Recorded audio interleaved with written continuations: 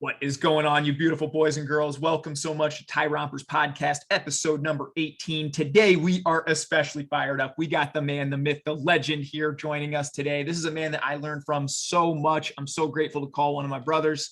This is a man that's an author, speaker, dad of two awesome kids, and founder of the Fraternity of Excellence. Can't wait to get into that. A man that served our country as a Navy veteran. We owe a great debt of gratitude to him for that. A man with a growing, thriving community of over 100,000. He helps build community, helps seek men to find their mission and passion in life. This is a man that lives everything he speaks and writes on. A man that truly makes me better every interaction we have, and a man that I'm honored to call my brother. Welcome to the pod, Mr. Zacs Small. Thank you so much, brother. What's going on, man? It's like the pressure's building up throughout that intro. I'm like, let's go, let's do this thing. You know, I had you on the Family Alpha podcast. I was like, this dude brings it. I've been following you since. And even before we just hit record, when you had put that on, you said, I love you, brother. After I had put that message out about my dad adopting me.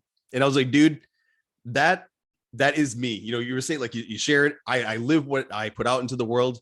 And I shared that about my dad. I was adopted. And when I see what you're doing with your family, man, you and your wife, your beautiful children, I see myself in those kids, but I see the light I'm bringing to the world. And they have such a head start by having somebody like you and your wife to guide them and what you know that, you know, my parents didn't know bringing me up. So their trajectory is so much higher. And I'm like, yeah, man, like, let's go. That's what we need in the world. And I appreciate you so much, brother. I'm truly a far better man today and every day because of you. And I just thank you for what you pour in. I assume most people that are following me or watching this know you as well. But for anybody who wouldn't, could you just give them like a quick 2-minute introduction, my man?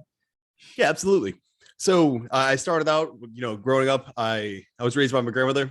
You know, my father was in the military, so he was in and out. And like all men, you know, with not an absent dad at all. He was an involved dad, but because he was gone, I don't think I developed, you know, properly as to what a man is, what to do, you know, with yourself as a man. So I was a little insecure through high school, not a great student, you know, kind of just fumbling my way through life. Joined the military at 19, and that's when everything changed. That's when all that energy I was spraying into the world, I laser focused it. I did that for 8 years. 5 years were on the ship. During that time, I married my high school sweetheart and I had my son. And then I had 3 years on shore duty. So after those 2 deployments, I got 3 years to where I didn't have to go out anymore. We had my daughter. And after that, I had a decision to make. I was doing very well for myself. I was a sailor of the year. I was the instructor of the year. I was an E6 within 6 years, which is pretty good through the ranks. And I was just doing very well for myself. But I realized I couldn't be a good sailor and a good dad. You know, it had to be one or the other because I kept volunteering to leave. I kept volunteering for the next job. I had to serve the country, and it was country, then family. And that's how I thought, man. And I was like, I can't do that. Like these beautiful children are sitting and watching everything I do. I can't miss that. And so I left. But when I left, I lost the brotherhood. I lost the mission. I was like, I'm not going to be the fat veteran who's wearing his veteran hat. And all of a sudden I'm gaining weight, talking about my glory days, like, and not to knock them, but a lot of vets, when they lose that structured community, they lose a sense of themselves. The fire goes with it. And I was like, I'm not going to be that guy.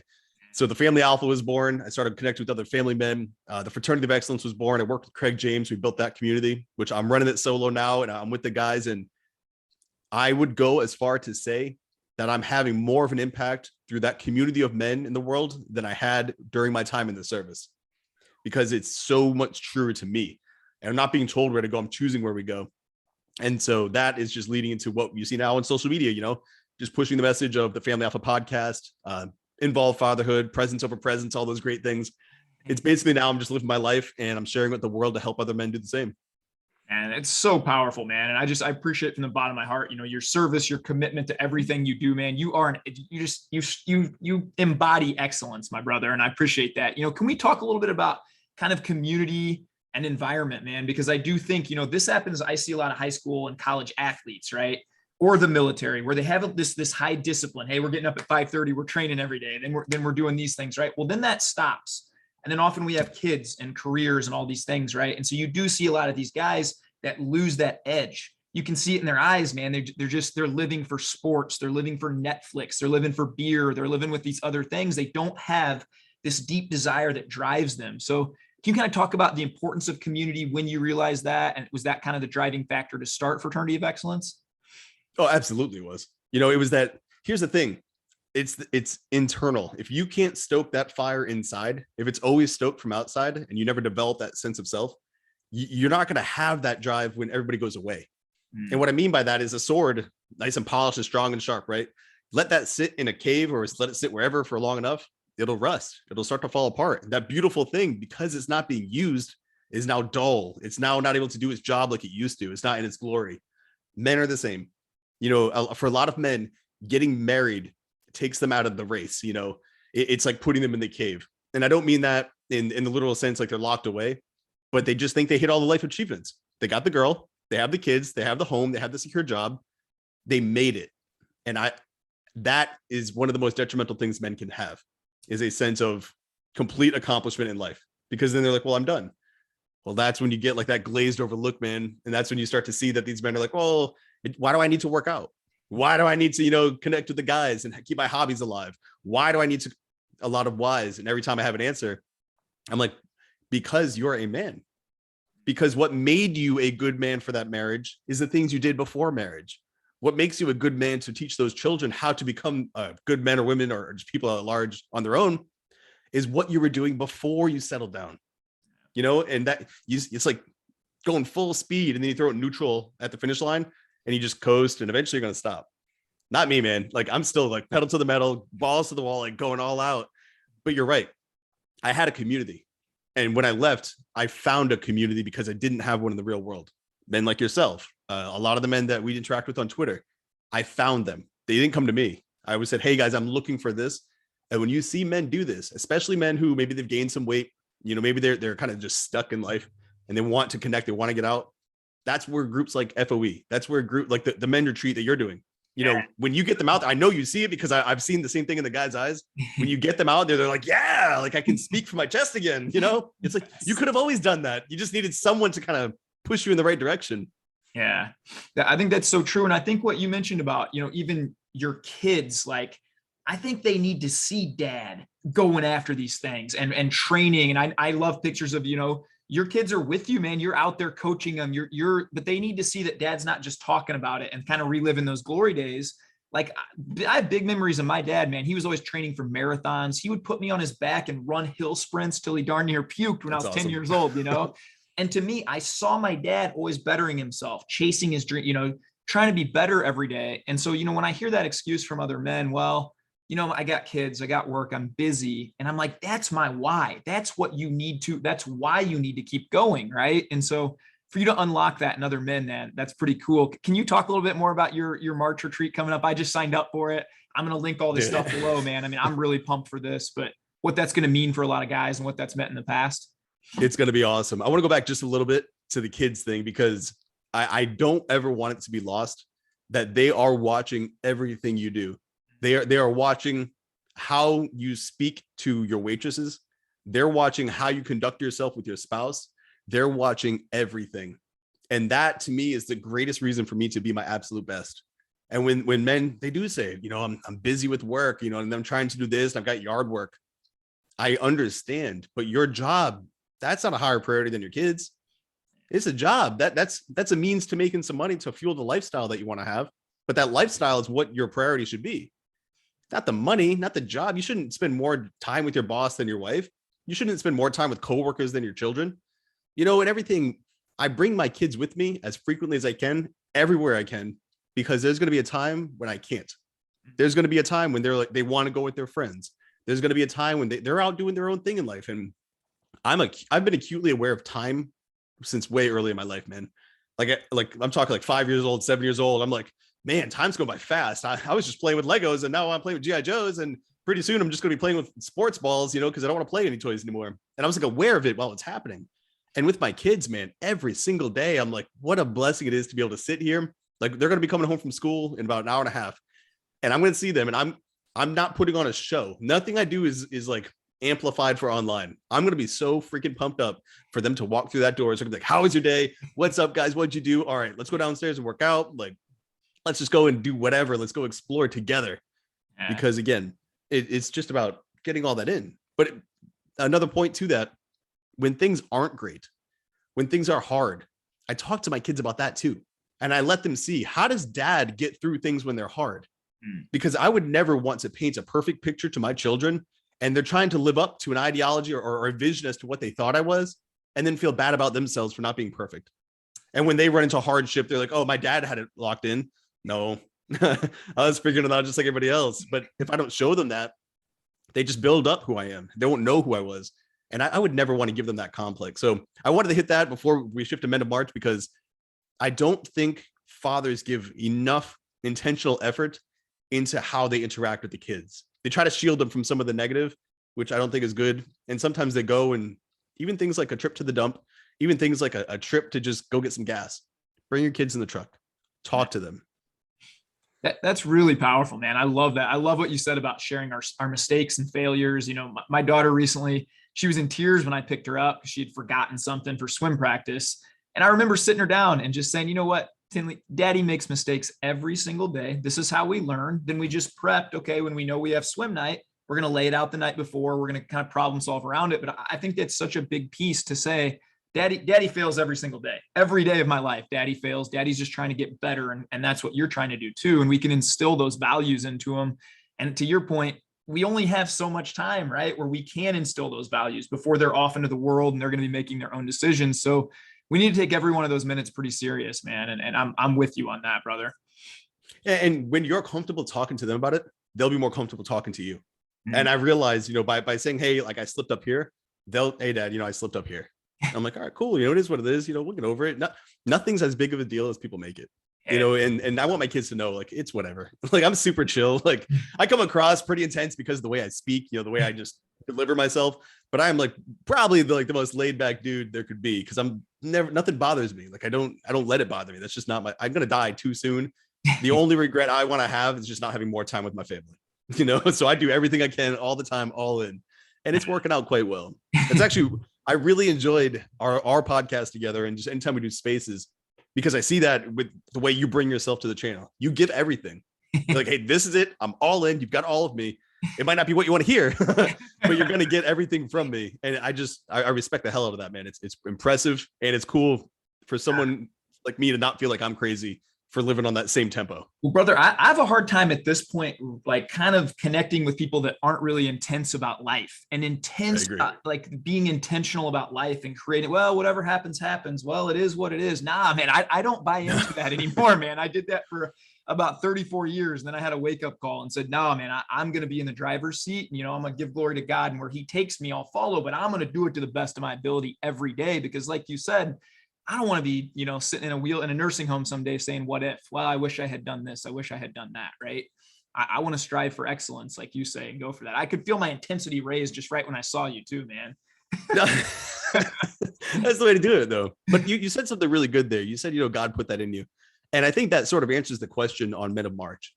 So when I turned 30 in 2017, I dedicated the next month to the men that were following me. I wanted to give them everything. So I said, all right, I turned 30 in February, so let's do 30 days straight in the next month, which was March.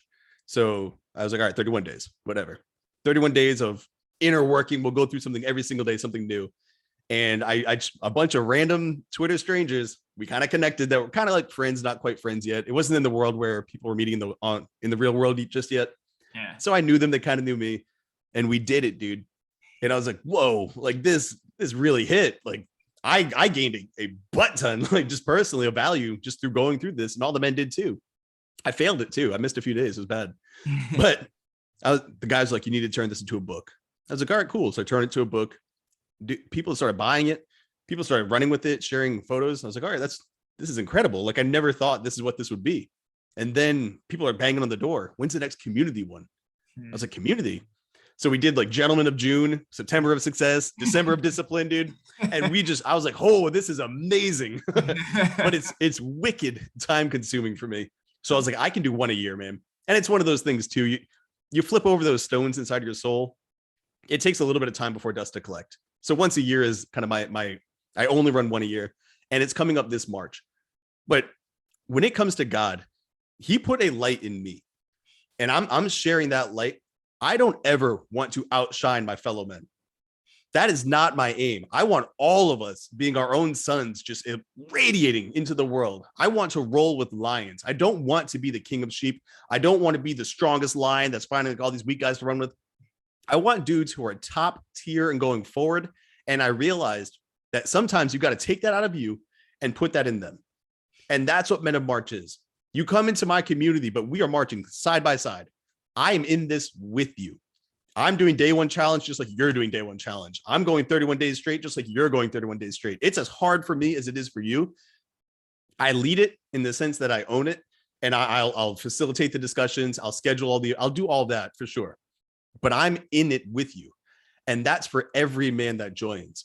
And that, we were speaking earlier, I used to charge $199 to join this. And most people say, charge more. You've got all the proof. You've got this. I know I do. But that's not what this is about, man. I have a light. It's a gift. This isn't for me to make money and squeeze every dime out of people. So $31. And that's for the next 2 weeks. And then after that, I'll do $31 more. Like, hey guys, like, come on in. Like, it's starting to go up.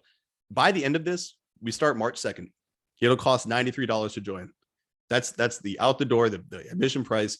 And for 31 days straight, we will mark. And just think about what I just said. For $31, you get 31 days of interaction with all the men in there. You get 100% access to me, all these things for less than $40, less to fill a motorcycle gas tank, a scooter gas tank. You can join a month program. Yeah. But we go through it, and dude, I have seen this has connected me with men that I still talk about the very first one with. Every iteration, you forge bonds because you're bearing your soul in there. You go through the comfortable things like, all right, I got to do a challenge where do a sprint, for whatever distance as fast as you can. Another one, a little more difficult. Look at all the things that have cluttered inside your home. Find a purpose for it or give it to someone else, and it's a lot of challenges like that are sort of physical, spiritual, mental, and it just interweaves them with the whole goal of what I went through in boot camp. You strip it all down to build it all back up. And then I see, well, that's how you rapidly make friends in boot camp, like lifelong brothers. You've only known each other 2 weeks. Well, why did that work? Because you accelerated it by sharing the things you hide from people. And that's how Men in March is. Because when you take that darkness out, hey man, here's some light. You can see you're not a bad person because you went through a bad thing. That shame you're carrying around, that anchor on your soul, let's cut it down, man, with all these other men and let's fly. And these dudes leave on day 32. That is the happiest time you'll see me, because I just see them release the hounds, and they go out to the world ready to conquer. So that's happening March 2nd. I'm wicked pumped. And again, it's once a year. So I enjoy this as much as everybody else. I love that. I'm going to link that below too to this podcast. So please guys, check this out, man. And obviously I'm going to link all of Zac's stuff below, but this is something I just signed up for. I've already shot it to 5 of my friends. And, I really love the way that you say, and you talk about, this is how we change the world. Right. And you live this where, me and you have been on calls or co-hosting some spaces together or whatever. And there's times where both of us say, hey man, our family needs us. I can't be on this today, or I've got a limited time. Right. And I just see you live it every day, right? And so for you to carve this out, I know how passionate you are about it. I can hear it in your voice. And to me, this is how we change the world. You're right, man. People come in, men get on fire, where we need this community, this brotherhood, right? This bond. And then we go out and we change everybody around us, right? Our family, our homes, we start with our community, all these things, right? So I can't wait to be a part of this, my man. I'm so pumped for this, man. Dude, it's super cool. A mutual friend of ours, Jeff Putnam. So he's joined it. Awesome. And he has a quote that says, everybody wants to rise from the ashes, but nobody wants to set themselves on fire. One of the coolest quotes ever. When he said that, I was like, dude, that's powerful. Yeah. But that's what this is, man. And when we talk about sharing that light, when these men find that fire, not only are they giving it to their family, not only are they living it, and a lot of marriages are saved, attraction, romance, all that stuff comes back for sure. And that's great.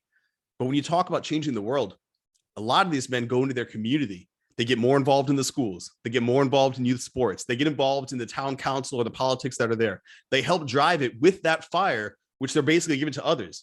So the light that we put into them, they are giving to the next man, and we'll never see it. It's not for Twitter. It's not for Facebook. It's for the world.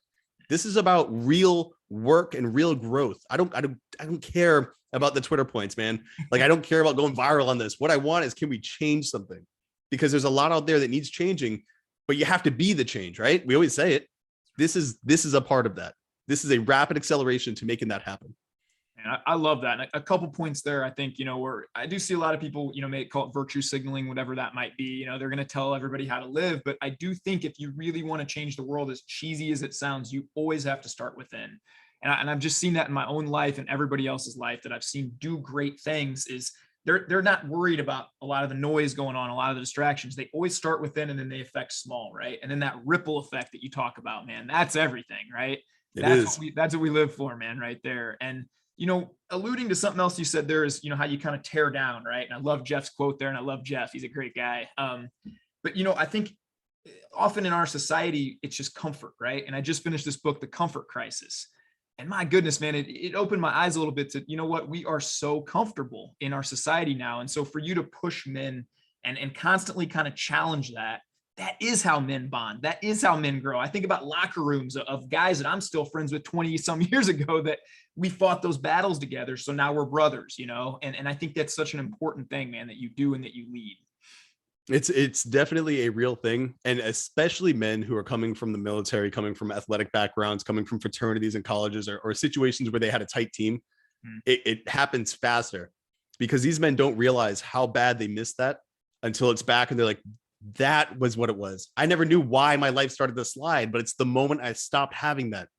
And not just the accountability. Like, accountability is a hell of a drug. You don't want to be the weakest link. You don't want to let people down. That's great.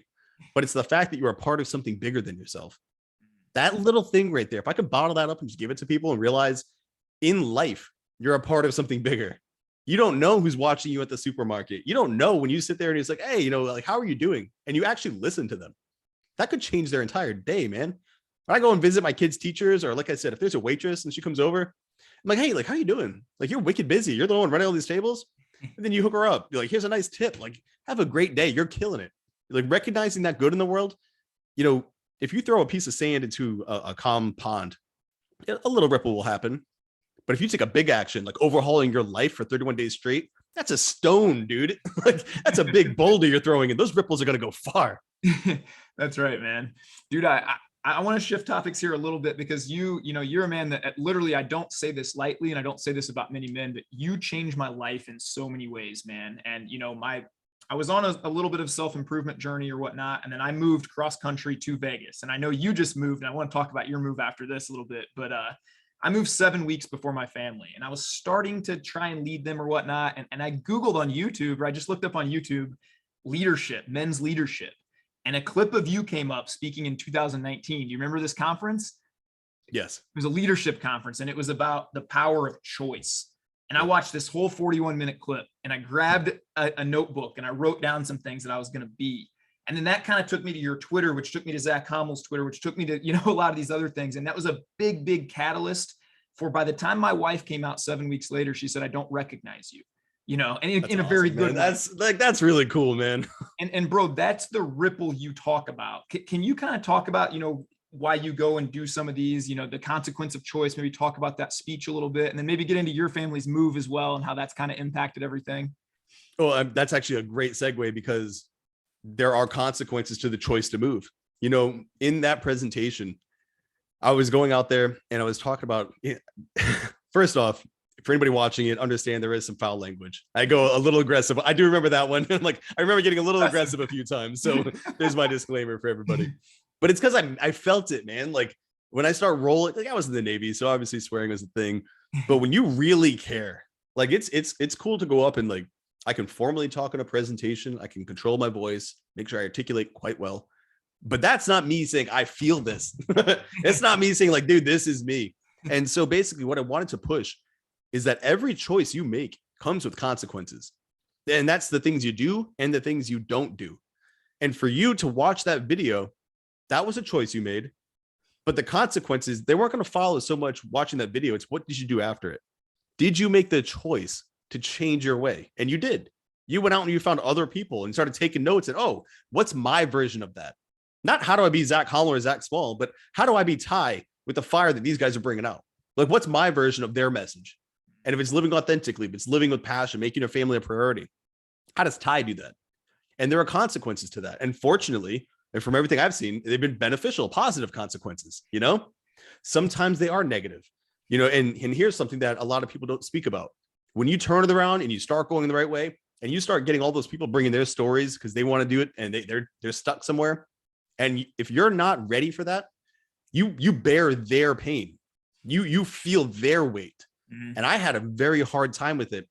And there were consequences to that choice of trying to save everybody and trying to help everybody. I almost burnt out, man. And there's a reason that I don't drink any longer. Like, I was burning the candle and I was just stressing myself out really bad. And it wasn't great, and to the point that even at that presentation, there were a few times you can see like I wasn't as locked in then as I am now. Because after that presentation, I saw like I was a little puffy. I had been drinking the night before. And you could see the sweat coming off. And I was like, that's not me. Like, man, that's not me. Like, that's embarrassing. But at the same time, it's true, you know, and I was trying to help everybody do all these things and I was burning out. Yeah. But again, those are consequences I had to deal with. Now you're talking about moving to Vegas. Yeah. So I lived in Rhode Island until 6 months ago, August. And now January, I am living in North Carolina, 600 miles away from friends, family, our support, all the things that we knew and loved that were great up there.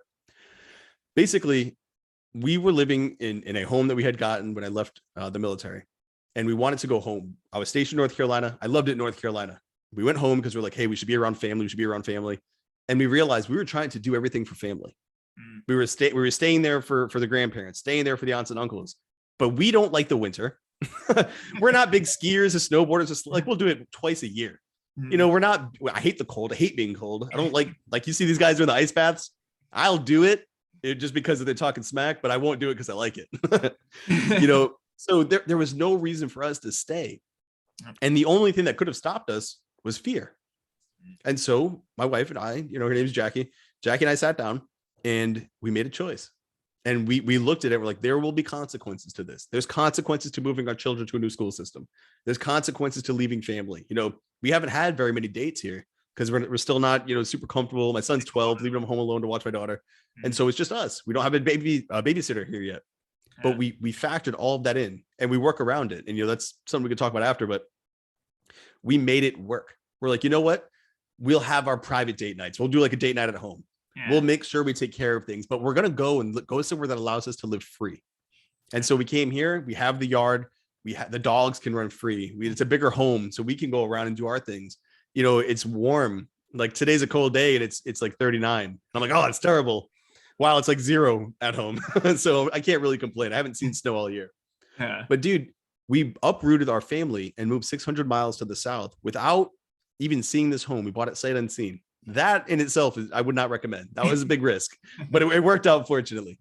But we did that. And you know what? We didn't have any stress. We didn't have any fights. We didn't have any issues because we did it as a tight family.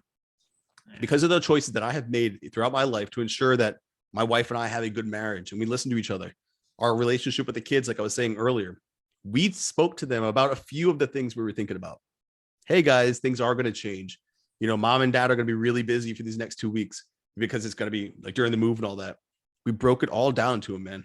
And we had nothing but support. And I'll never forget, we loaded the whole truck up. We did all those things. I was smoked, man. Like my arm, my hand, my forearms were just smoked. And I look up and I see my daughter carrying a box of books. And anybody who's moved books know they're heavy as hell. And here she was, little 9-year-old Ava, rolling around, you know, and she's moving, packing things in to help me out. And I was just like, this is a team effort. My family's a team. And dude, I was just like so elated. And maybe I was like seeing the wizard a little because I was tired. But I was so happy to see that in a very stressful situation, like there are people who can't have dinner without fighting with their kids. Right. And I'm moving us out of our house and they're carrying heavy things and they're tired and yet they're happy. You know, and it's a product of the work we put into it. But you know, 6 months later, it was a good choice, man. We're very happy where we are. I love that, man. And I think, you know, it was a microcosm. My wife and I talked about a couple of things that you mentioned there is one, we were, you know, my parents were 10 minutes away. Her parents were 10 minutes away. We had aunts and uncles and cousins. I went to high school there. She did too. So everything was comfortable. Right. And us leaving everything comfortable forced us to grow in so many great ways. And I think that's just such a little microcosm for life. And then also it's made our our family so much more tight knit. And the grandparents visit and we visit them and we love that. And we cherish them. We have I have the greatest in-laws in the world, the greatest parents in the world. I love it. But our family unit is everything. Right. And since we moved, that just strengthens so much more how, man, you know, I don't really listen to outside noise anymore. It's our family. Right. And so that's been a big byproduct of us moving too, man. I almost recommend everybody move away from your hometown for at least real, man. Like literally you'll find out things about yourself that you didn't know, you know, and also no winters is such a blessing, man. It's 61 degrees here. I'll be shirtless later at the park with my kids, man. It's pretty nice here too, man. That's the thing, dude. Like when you get that to that level and you see it, you want to give it. And you see it a lot in your work. I see it in my work. Like, obviously that's kind of what fuels us is you're experiencing happiness and success. You see the pain, you want to help, like, hey, you don't have to live like that anymore. You don't have to be that person. Yeah. But, some people have to find that on their own. One committed choice, man. And you talked a little bit about, does that ever frustrate you, or have you had to kind of overcome that a little bit? Because I will say too, my wife, I love her more than anything. She actually kind of helped me with that a little bit early, where I would come to her and say, he's just not getting, I've got, 14 clients, but it's 13 are doing great and killing it. But the one guy just can't get it. It'd drive me insane and keep me up at night. What can I do more? Can I send him more videos? Can I, what can I do? How have you kind of overcome that? Or, how do you set those boundaries, I guess? That's a really good question. And I did experience exactly that. And when I say exactly, I mean to the point where I was sitting there with my wife and I'm like, babe, like, why can't I get him to think like this? And she said, well, he's not you. You need to find something for him that'll get him to come to that conclusion. And I was just like, oh my, like, there's like some dots started connecting and things. I was like, I got a whole new approach here. And so, yeah, man, I struggled with it for a while. I would say within the past 2 years, I really honed it in. And now I understand when I'm starting to feel that much faster. And so I can turn it off. Like, nope, like I need to disconnect from this. I'm starting to care more than you were starting to care. What I need to find a way is to get you to care a little bit more. And then when you're ready, come back to me. And so that's helped quite a bit. But yeah, dude, it's a real thing. You take on the burdens, you try to save everything because you're feeling good. You're rocking good. You know what it can be like. You know how good they could have it if they just stop doing X, Y, Z. And they won't stop doing X, Y, Z. And so one thing that's really helped me is to not treat anybody like me. I have to understand that I'm me. My job is to give them, like I said, my light, put it in them. It's not for them to be Zach. It's for them to just shine bright, and whatever that means for them. And it's like a prism, like how the lights fractionally, I don't know what the word is, but it basically splits the light. So that's men. Some men shine red, some shine yellows, some shine blue, whatever it is. And they have to find their color. The light can go in them, but how it comes out of them, that's for them to choose. And they got to find their way. And all we can do as men trying to facilitate that growth is just keep offering resources, tools, and honest accountability. And I have found that that's just kind of the keys to my success of working with men and not feeling that burden any longer. That's beautifully said, man. I always say when the student is ready, the teacher will appear too, right? And I first thing I always tell guys is I can't motivate you. Only you can do that for yourself. I can give you some hooks, some tools, but yeah, you've got to have that deep burning desire, right? And I think it all comes down to that, man. Can we talk a little about your decision to go sober? I know you're 550 days in. Yeah, right? I love that discussion. Hey, congratulations, first off, man. That's awesome. And because I know a big part of your life, right, was Navy and having beers with guys and all this stuff, right? And I've watched your body transform, man, over the last year. Bro, you're a beast now. But can you kind of talk about that decision? And your wife made a similar decision too, right? Yeah, same night, man. That's awesome. So how did that come about, if you don't mind sharing that with us, man? No, I love talking about this. And it's funny, before we dive into that, the body, I had double hernia surgery a week ago. So I'm not feeling like a beast at all. Like, this has been the least active I've been probably in the past 10 years. Like, it's walking is not the best, but I've got a pretty good position going right here. So I'm not going to move in this chair. But yeah, man. So July 7th, 2020, I stopped drinking.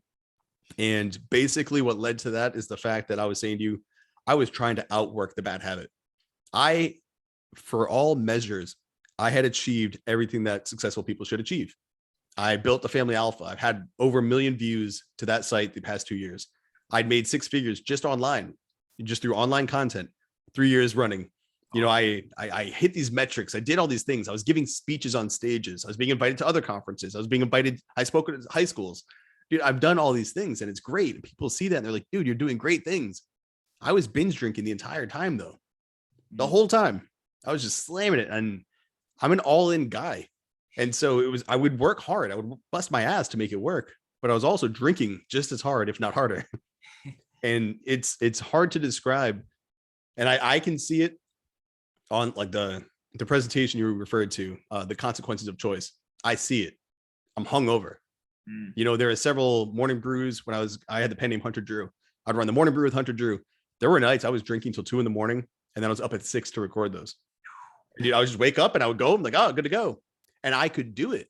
And that was a problem. I'm like, oh, I'm a high performing man. That's what men do. We work hard. We do, rah, rah, rah. Oh, all the crap we feed ourselves. But now, like, I'm slowly getting fatter. I'm slowly getting more stressed out. I'm slowly starting to experience like more aches and pains. I'm slowly recovering less from my workouts.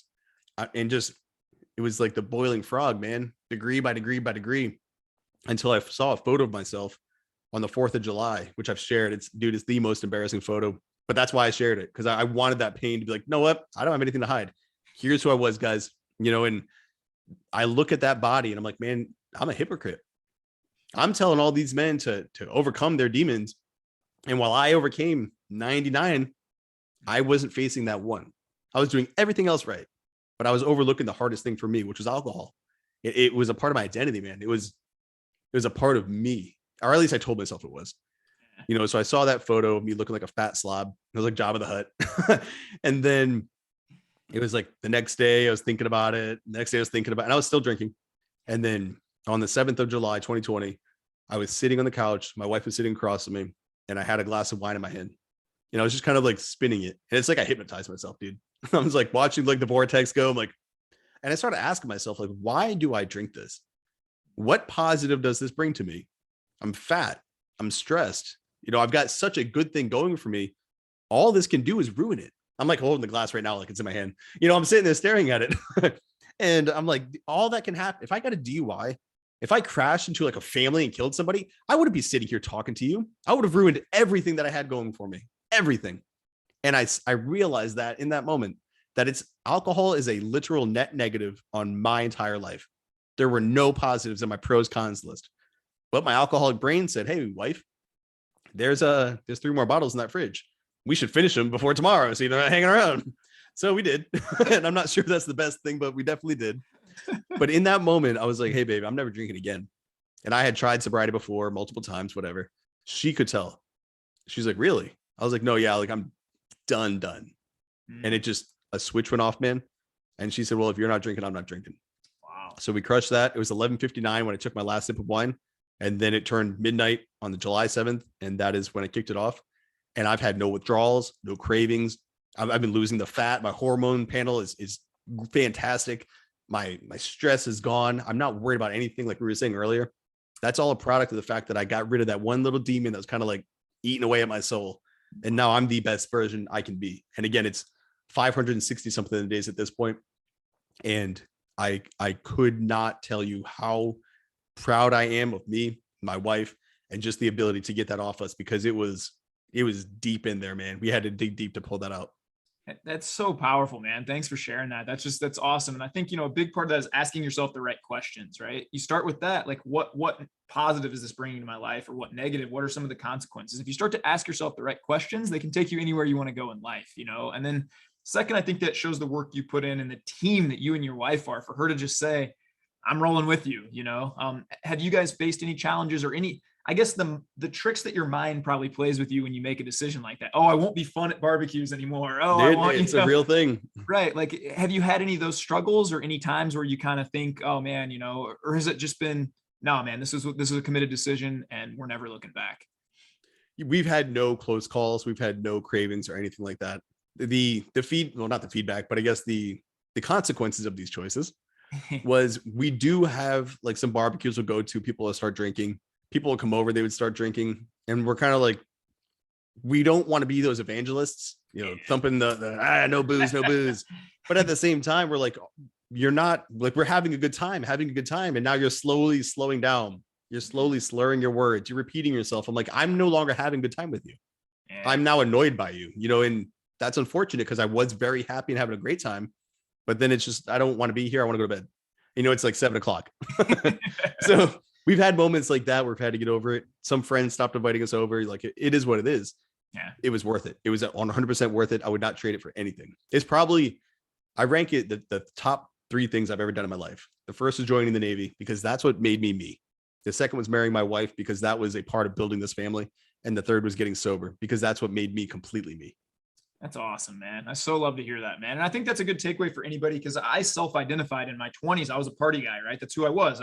People just knew me. I went to the clubs. And now that we moved back to Vegas, man, I talk about this sometimes where, I have buddies that come into town that I haven't seen in 5 or 6 years. And dude, I'm getting these messages like, Ty, let's hit the day club, then the night club, then the this. And I'm like, bro, that's just not me anymore. Like I'm so much happier being a family guy. If you want to come meet me and my family, we'll be at the park, bro. If you really want to see me, you can come hang out there, and And oftentimes you don't hear from a lot of those people again. But I think they're, like you said, everything has a consequence. And sometimes you outgrow some of those circles you're in. And I think that's a good thing, right?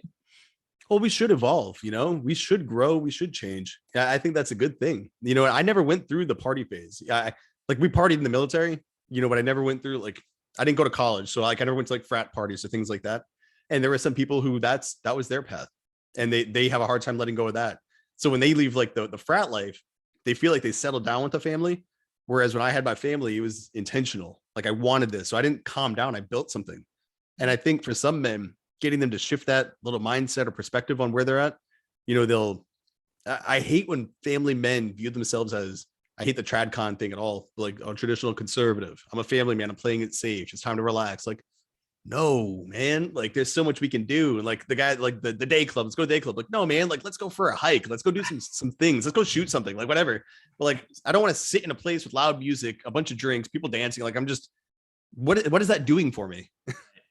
Yeah, that's exactly how I feel, man. I've invited the same guys. There's usually a process, man, where they invite me. Then I say, bro, let's go for a hike. Here's when I'm going to be at the gym. If you want to meet me there, we can go shoot hoops. We can play tennis, pickleball, come hang with my family, whatever, and I'll invite them to do that 5 or 6 times. They'll invite me back 5, and then it just is what it is after a while. Right. But then you meet a new circle of people who are interested in the same thing as you. And I think even alluding all the way back full circle to Fraternity of Excellence, Men of March, what you're leading these things, having another group of men around you that have this same growth mindset, that want to accomplish these things, that aren't just saying, well, I'm in my 30s, I'm in my 40s, I guess it's time to break, and it is what it is. Now, man, when you surround yourself with other people that want to keep climbing, want to keep pushing, want to keep growing, that's the ultimate cheat code, because then it just becomes the norm, right? Like I wake up every day now to men that text me, dude, I hit a PR in my bed. Me and my wife are connected on this way. It's just win after win. These guys that like, I just have this community with now. And that, to me, that's a cheat code. That's everything. And I think men need to seek that, because it doesn't come naturally in society, right? Dude, those are the discussions I love having. Like that is exactly how my discussions go. Same thing. It's like, hey man, I just did this with my kid. We're in a good relationship again. Hey man, I'm working with my wife. It was her idea to go on this date or do something. I'm like, yeah, like these are the conversations I want to have. I want to talk about something. I'm always talking about building. Like, what's the next business? What's the next venture? What's the next meetup? I would love to jump on one of your retreats. Like when I can start going again, I want to see. I saw you and Joey. I was like, man, like I don't know if I'll be healed up. Like I've got some things going on, but I was thinking about jumping on that one, just because that's the type of people I want to be associated with. Dudes who are going out and doing things. And I just think I would not fit in this group if I didn't make certain choices that brought me to that mindset, that brought me to that sort of perspective on life. And for many men, they're just 2 or 3 choices away. Getting sober, decided to go all in, and just owning, my life got me here. These guys, they can do the same. And that's, you'll see it, you will literally see it in Men of March, but you see it somewhat on Twitter as well, just on the public platform. And these guys, they stop using Twitter as a form of like cat memes and boxing videos or knockout videos. And they connect with somebody who's like, oh, dude, why are you talking about family on here? This is a tool for laughing. I'm like, no, man, I'm working. And now they're like, oh, shoot. And then all of a sudden they're like, hey, well, I took your advice, or hey, I was listening to Ty and now I'm going to walk around shirtless working out. And like, we kind of like just start this like very positive trend where the dude's no longer scrolling cat videos. That's and right. All we did was just share a story. Yeah, I think that's so powerful, man. And we're not bound anymore by, it used to be like when my dad grew up, probably, man, he was just going to be friends with his neighbors because, well, that was it. But now, man, I can, you're my brother, you're one of my best friends, I consider, and we live, 1,000 miles apart. And that's the coolest thing is, again, be intentional. If you're listening to this, go seek men like Zach, go seek these other men out there that you can join, you can learn from, you can grow with. And man, you'll have something unique and special to offer that group too, because that's the thing. We're all better together, right? Well, that's one of the things I kind of give the guys a hard time at FOE. I'm like, well, you paid for your membership and now I want you to do some work in here. So not only are you paying in here to do work, and they're like, wait a minute. But I was like, no, there's more to it than that. But basically that's what it is. When you join a tribe, you join a group, you can't help but find yourself wanting to add value once you've received so much. Right. And so we see the new guys get a bunch of like tools, trips, connections, calls, everything they could possibly need to help them grow. And then when they start to go, they're like, oh, well, I can help the next man. And they find themselves, it's like the hierarchy. Now they're teaching the new guy who just came in. And now that dude's like brand new, has no idea what's going on, works his way up. Now he's helping the next dude. And it's just the tribe grows because we're all stronger. Yeah, it's such a beautiful thing to see, man. Well, one other thing I want to get into, and alluding back from one of your points, how you said, the Bible thumpers and all these people, I do want to talk about, you had kind of a shift in faith this last year, right? I Where, did. and that was one of the happiest days of my life, brother. I remember just really praying some awesome prayers that night and thanking God, because I know you're such a leader and such a man with a big influence, man. And so can you kind of talk about that faith journey? And, I'm all personal faith, man. I hate rules and religion. I think that keeps more people from Jesus and the church than anything else. But can you kind of talk about your faith a little bit and how that's kind of erupted this last year? No, absolutely, man. It's been one of the wildest. Honestly, I never feel as well versed as I should be just on the holy text, the Bible itself, to speak to it. Cause I'm like, there are people who will come at me and ask questions about very specific things. And I'm like, I'm still learning, man. I'm still on this journey, but basically a quick snapshot of where I came from. I was the honor man of my confirmation class. I'd read the Bible cover to cover before I graduated high school. I was all in, dude. I was the speaker of the class. I was the main guy. Like I got to give our final presentation. It was cool. I chose, my confirmation name was John Paul, because I wanted to be Zachary David John Paul Small. I was like, it rhymes. It's perfect. I'm going to be like the Pope. So I was like rocking it. And then like some things I started to really notice that adults were acting differently on Sunday than they were Monday through Saturday. And I was like, wait a minute. Why are you guys, if you believe in this, if Jesus is always watching us, why are you doing the wrong thing when you're not in his house? Like the world is his house. What you're only good at. And I really had a hard time with that, man, because I believe, like I currently believe there's a gap there though, which is why he's past tense, but like I fully believed in it. And a lot of adults didn't. And then on deployment, you see some things, you do some things, whatever. And I was like, how can evil exist on this level? Like, how is that possible? How can there be a God who will allow this to happen to such innocent individuals? And it's hard, man. And one of the things that really stands out to me, and I'll never not see it, there's actually two situations. One, there was a pilot, there's a certain type of plane that had 6 pilots in it. It launched, engine blew out, and we actually hit it with the aircraft carrier. And I remember like we had to drop the boats. People were rolling around trying to help this, whatever. It really, really, really sucks, man, because it wasn't even, you can't even chalk that up to like, all right, like the enemy got us, like they did it. It's like, no, it's just a mistake or something broke.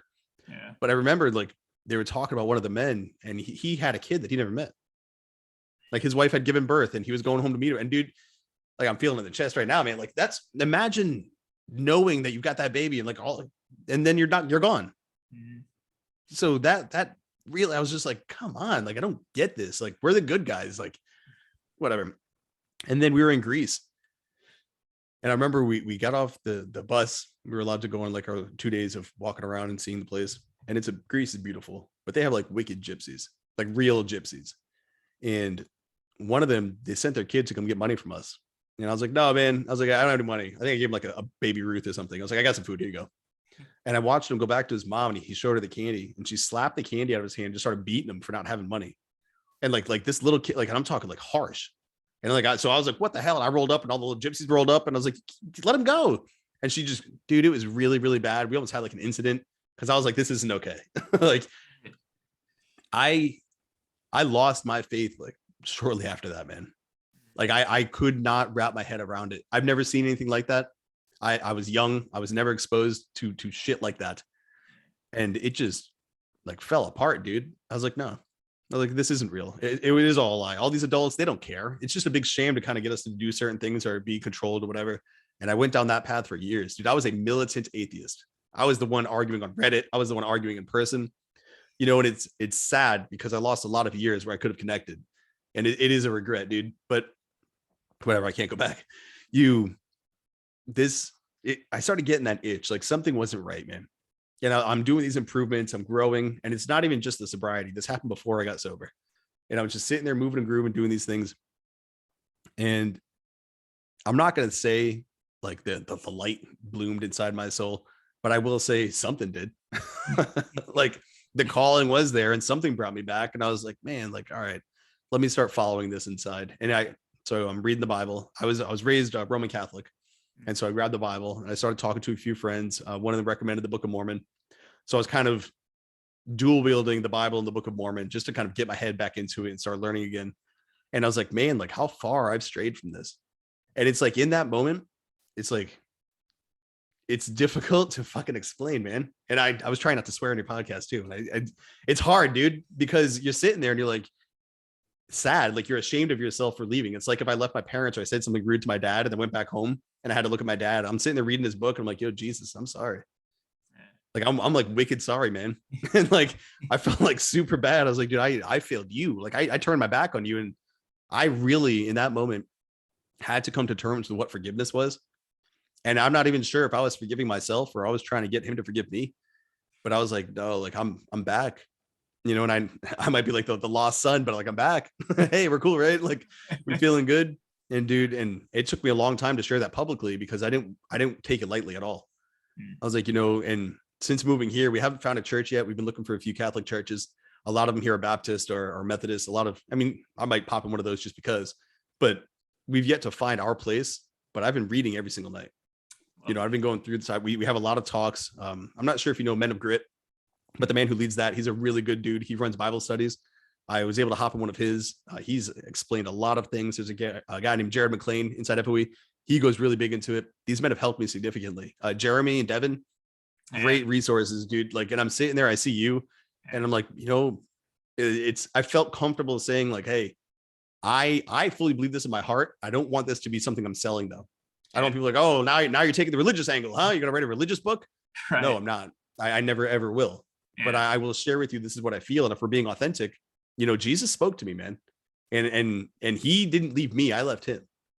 And it's uncomfortable to talk about because it's like, it's like letting your family down, man. It's like you embarrassed them or you did something wrong for your family and you just ran away from the issue instead of standing there and facing it and dealing with it. And that's something I had to come back and do. I had to face it. I had to say, why did I allow myself to get pulled off this? And you start wondering like, well, who was calling me? Who was pulling me from it? Who was showing me these things? Were these tests? Did I fail the tests? Like the psychological games we play in our own heads is wild.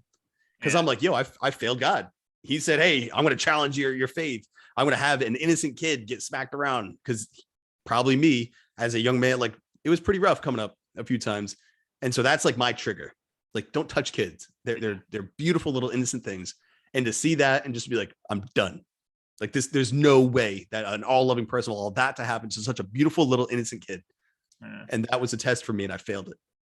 And that sucks. But now, yeah, God uses every single thing. And he even talks about this. He uses our bad decisions for good when we let him and when we allow him, man. And I think, you know, everything has led you to the point where you are, and you've gone through some of those trials and overcome them probably so that you can help other men that are going to be in that same exact spot. Right. And so I think that's such a beautiful thing, man. Like I truly think everybody has a hole in their soul that we try and fill with career. We try and fill with money, stuff, status, titles, even family, all good stuff, right? But I think there's a hole inside of us, man, that needs to long for a deeper sense than ourselves and our creator, man. And so I just continue on that journey, brother. And I'm always here. If you ever just need a prayer, man, just shoot my way, man. We'll hop on a call and pray, brother.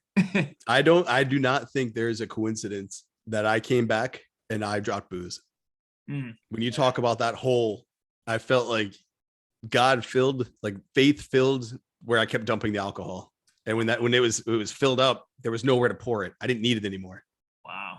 Yeah, dude. I had that. I just got chills right there, man. Dude, I don't think I've shared like the entire story. And like, I love talking to you. So like, hell yeah, we can dive into it. But I truly don't think I could have reached this point had I not settled that score. Because I think subconsciously it always ate at me. Like, I think I knew. Because again, it was like going from all in to all out. It's like Tom Brady like quitting football tomorrow. Like the dude's on his way to like the Super Bowl again, and he's like, oh, I'm out. Like that was me. I did that. Yeah, I did the same though, man. I think that happened. That's probably a more common story, and my exact reasons for doing it were pretty similar to yours too. To be honest, I saw a lot of people taking the fancy picture on Sunday and pretending to be this person, and then I saw what they were doing all week and the kind of life they were living and the kind of things they were doing, and I'm like, do you believe it or not? You know, and I even kind of think that now with a lot of Christians, man, and a lot of people that identify with this big faith. How are you so afraid of COVID? How are you so afraid of these things, man? Like if you have that power in you, I don't understand the fear. I don't understand these people that are walking around with so much fear today because, dude, you take my body, take whatever, man. Like I know where I'm going. I know where, and I don't understand that aspect. I have a very hard time kind of dealing with the, kind of understanding people that walk around with that kind of fear, But that's the point though. Like that is the frustration. Like I'm saying, if you truly believe, I'm like, man, you take me out, I'm going somewhere better. I'm just like doing my best while I'm here. Like I'm absolutely going. But if it's time to go, like, all right, Yeah. I will see you up there, family. Like you guys stay well. Don't rush. Take your time. But like I've never that is how I think as well. It's like if you believed, you wouldn't back down to anybody. You wouldn't bend your rules for anybody. You wouldn't fear facing these things at the risk of your own life, because you have the support of God marching right behind you, with you, inside you. And if you have that, whatever, win, lose, or draw, you went out on your terms and you're going to a better place. Yeah. And I'm fully with you on that one. I do not. I guess this is. I probably shouldn't get us deplatformed going down that road or whatever. Yeah. I was trying to choose my words carefully right there. Right. But yeah, it is, I don't know, man. That is one thing that just, I don't know, it bugs me a lot, where I see a lot of people of faith that are just so timid and so afraid and so weak on these issues that, I don't understand that. Right. But I don't know. That's probably for a whole different podcast, man. To spin that a little bit, to make it more relevant, it's the adult, the father who says, I love my children more than anything. Yet he spends all of his time on his phone. He's overweight and he has no passion in life. You love your child enough to say the words, I would take a bullet for them, but you don't love your child enough to live for them. And it's a very similar understanding right there. And that's another one that really drives me a little insane, because a lot of fathers, you do love your kids. I truly believe these men love their children, but they forgot that you have to show love. The gift you give them isn't a present on Christmas. It's your present every day. It's supporting them. It's being there for them. It's listening to them. It's going out into the world in front of other people and saying, you guys are all against my kid, but I'm not. Instead of joining the mob, you join your child. You and them against everybody.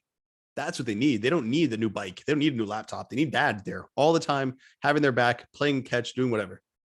Amen, man. That's true. And you know what? I just got a pretty piercing, God tugs at you in mysterious ways. But, if I were to really look back at my life, Zach, 4 years ago and 5 years ago, when I was in a struggling marriage with my daughter, young and newborn, and I used to complain all day. And if anybody asked me at work, I'd say, I'm doing everything for my family. I love my family more than anything.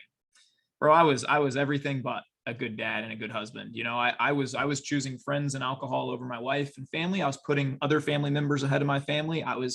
Had no boundaries and couldn't say no. I wouldn't work out. I wouldn't, any of this stuff. Right. But I always told everybody I love my family more than anything. And it's very easy to say, but I think maybe for anybody listening, you need to ask yourself those hard questions. For me, it was getting on my knees one night and just promising myself, I am going to be the man that I know I can be. Right. And you're always one committed decision away, I think. So yeah, I felt a little tug right there as I start to judge people. And then God says, bro, you were exactly that person for 34 years, So I think, that's my little tug. Anything else, man, before I always end every podcast with rapid fire questions. I'm going to ask you 5 quick questions, man, but anything else you'd like to say or kind of plug or just, say to anybody out there who might be struggling or lacking community or men that are listening to this right now? Yeah, absolutely. I mean, honestly, Ty, you ask great questions. The conversation is always fantastic. The energy is high, and I love delivering it because it's a good discussion with somebody. But more important than that, anybody listening to this, the goal isn't for you to listen to us. The goal is for you to apply the information. The goal is for you to take what we spoke about and to apply it. And if you don't understand how to apply it, we both answer questions. We both have our DMs open. We both are available. You have to take that step, though. And this goes back to us trying to not outwork the person that's trying to work with us. I don't want to shine brighter than you, but you got to let me know how to give you the light. You have to reach out. You have to take a step. One intentional step could be a DM. Hey, Ty, I saw you said that you overcame this. How did you start? And then he will say, hey, I started with this, this, and this. And then you take this, this, and this, and you apply it. And then you come back and, hey, man, I applied it. Here's what happened. What do you think? That's how you start the process. That's what gets you from A to Z. It's A, then B, then A, then C, and then you go all the way down through the whole thing. Before you know it, you'll be having the conversation we're having, where we came back from maybe somebody we weren't super proud to be. We came back from that. I've shared my story. Like, everybody's cool. You're 160 days sober. I'm like, yeah, I was drunk for 35. So let's wait until I'm 70 and I balance that scale a little bit before we get really excited. I love that, man. You usually end a lot of our spaces like that too. Don't just listen to what I'm saying. It's worthless. I don't want to just have people listen to what I'm saying, man. Go apply. Only knowledge applied counts. So I love how you ended that, brother. Thank you so much. Again, everybody listen, man. I'm gonna tag all of Zac's stuff below. Please give him a follow on Twitter, on Instagram. Check out his Men of March, Fraternity of Excellence. Dude, this guy is just a beast, a legend. I love this guy. And here we go, man. 5 rapid fire questions. So just give me whatever comes off the top of your mind. I'm going to probably go work out again after talking. I feel like my intensity level just raises every time I get to talk to you, brother. Okay. First question, man. Your quote has stuck with me forever. And it's one of my favorite quotes. And it's probably one of my favorite tweets of all time. Fathers need to have presence over giving presents, right? Yes. What is the best part of being a present dad for you? The best part of being a present dad is seeing the kids learn and grow in an environment that's allowing them to flourish their best way. It is the coolest thing, man, to see how different from me my kids are, yet how much they're like me. And I get to see it like play out. Like that is the coolest thing about fatherhood. But if I'm not present, I don't get to see that. That's awesome, man. I love that. I feel the same way. What's the best ways you keep your marriage a priority as a really busy father and a man leading other things, and you're pulled in a million directions? What's the best tip you can give guys to keep that marriage on fire and a priority? Treat every day like it's date number 2. So you've already met your wife. She's already in your life. You got it. But now you're on date number 2. You want to get date number 3. You can't spend the whole time acting like Peter Griffin or Homer Simpson. Be attractive, flirt, be romantic, do those things, have fun. I treat my wife like she's my girlfriend, and we've been together since 2003. And we still have all the fun, the bells and whistles that come with it. We have a great time. We're still laughing. We're still loving. We're growing as individuals, but we treat every day like we're on a second date. That is the best advice I've ever heard. I love that, man. Yeah, this is rapid fire, man. I love that, man. That's so awesome. What's one piece of advice you could give busy dads that, hey, they feel like, man, I'm just losing at everything right now, and I'm not happy. I feel stuck. What would you tell a guy like that? I would tell them to slow it down and give themselves credit. If you're busy, it's because you're doing things. All you need to do is make sure you're doing the right things. Give yourself credit for that, though. A lot of men don't reach the point of being busy. They're just kind of existing. So to be a busy father, if you're starting to feel down, slow down and change the perspective. You're here. You got yourself this far. It's a small tweak. You've done great things. It's a small tweak to get you back in the path where you're motivated again. Man, I love that. I should have had 20 rapid fire questions. These are firing me up even more, man. What's the best, most impactful book you've ever read, like excluding Bible and religious books? I'm currently reading Dune, and I'm going to go with that, not just because it's the one I'm currently reading and I can't think of another one because I'm on the spot, but because I do relate heavily with the character. I think it's really cool to see someone in such a wild world. And so more importantly, this book, I can take something from every book I read. So I'm taking a lot from this book. So I'm going to recommend this book. I love that, man. Thanks. What's your go-to song as you're deadlifting, squatting, trying to hit a PR, man? What's that one song you're going to pump on that's going to fire you up more than anything? Outwork by Kill Rob Bailey. Okay. Nice. Nice, man. I love that. Dude, I listened to that on repeat before. So the speech you were talking about, I gave a speech recently in Vegas, and I wish I had probably should have linked up then. Wasn't that Outwork, man? I remember messaging you and seeing it, but wasn't that like several months ago? Yeah. I think it was a while ago, but I think by the time I saw it, you're only here for a day or so, right? Yeah, it was like a touch and go. It was pretty quick. But I will say, Outwork by Kill Rob Bailey, I have listened to that on repeat, and I've achieved some awesome things. So it's a good song for anybody listening. It gets me pumped up. Nice, man. That's awesome. Well, brother, I can't thank you enough for coming on, man, blessing us by being here. And I hope, again, people will listen to the things you say that you put out there and go apply them to their own life and be better. That's how we're going to change the world, right? So thank you again, Zach Small, for coming on. This is the man, the legend, runs the Fraternity of Excellence, going to run Men of March here coming up. Guys, sign up for that. I'm going to put the link below to that. Come join me and Zach in that group. Come grow with us there. Thank you guys again. This has been episode 18. Zacs Story on the podcast. Thank you guys for listening to Tyromper's podcast, No Limit, episode 18. You guys go have the greatest day of your life. Pour in, be kind, do something to better yourself and your community. Let's have the best day, everybody. Thanks.